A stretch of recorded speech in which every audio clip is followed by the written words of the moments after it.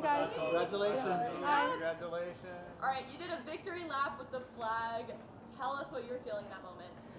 I just looked out at the crowd and it was one of the best moments of my life. I think I'm going to remember it for my whole entire life. It was one of the best feelings in the world, and when I experience something like that, it just reminds me that everything is worth it. All of the hard days, the grind, it's all worth it for moments like these. What was it like to share that moment with Sarah? It was the best feeling ever. I've been through my highs and my lows, and I do have to say Sarah's a big reason for me being successful today, and for just healing my relationship with wrestling. Loving the journey, staying positive. She's just been such a great influence on me. You talked yesterday about just this growth and confidence, believing in yourself as a wrestler when maybe not that long ago you didn't.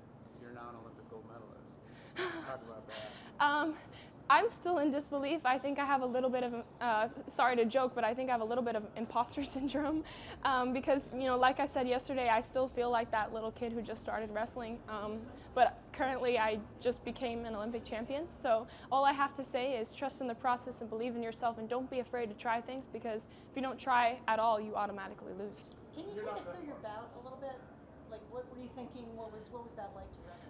Yeah, so I actually wrestled her a few times at international training camps when I was younger. She's a little bit older than me, so those were pretty tough bouts, and so I did have that in mind, but I also trusted my improvement and my abilities.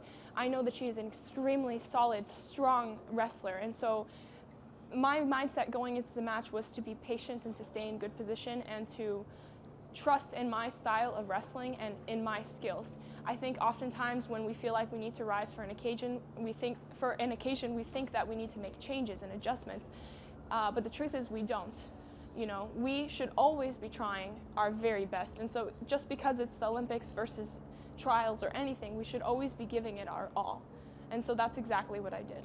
What's been the most significant aspect of your mental growth in the last couple of years? You talked about how you've come a long ways. What did it for you?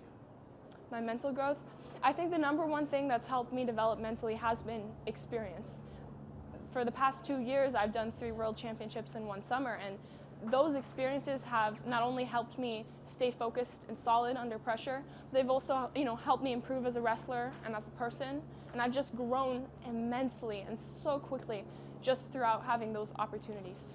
So you've gained experience, but you're still only 20. Yeah. How much further do you think you can take that? 100%. Other than becoming an Olympic champion, my biggest dream of all time is to go to the 2028 Olympics, because I am from California. California is my favorite place to live, and I am born and raised in California, and so to have the opportunity to compete and represent not only my country but my state, and to compete in my own state, is incredible, and I have been excited for that ever since I heard about it. Yeah. Amit, first of all, your cousin Neta told me to congratulate you from Israel.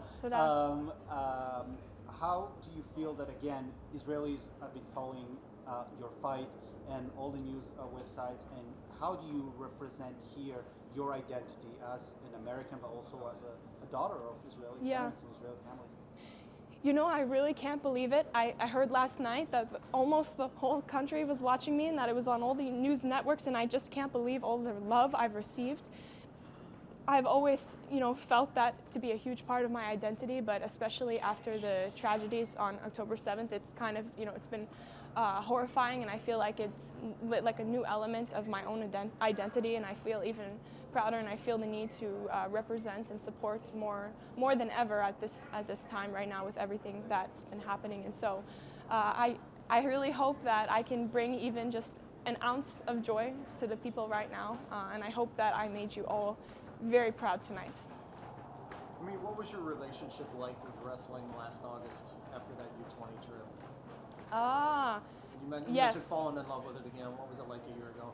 Yes, so a year ago, unfortunately, I wouldn't even say a year ago, I'd say when COVID happened, I felt that my relationship with wrestling was changing a little bit. It went from being the best part of my day to being kind of a task that I had to do that I wasn't always looking forward to. And I think that happens to almost all wrestlers. In my opinion, it's one of the hardest, if not the hardest sport out there. And so when you do something so difficult, it's hard to remember why you do it and to still enjoy the process. And so I've had a lot of ups and downs, but I did not stop. I kept going. And throughout meeting the right people, I have learned to love it again.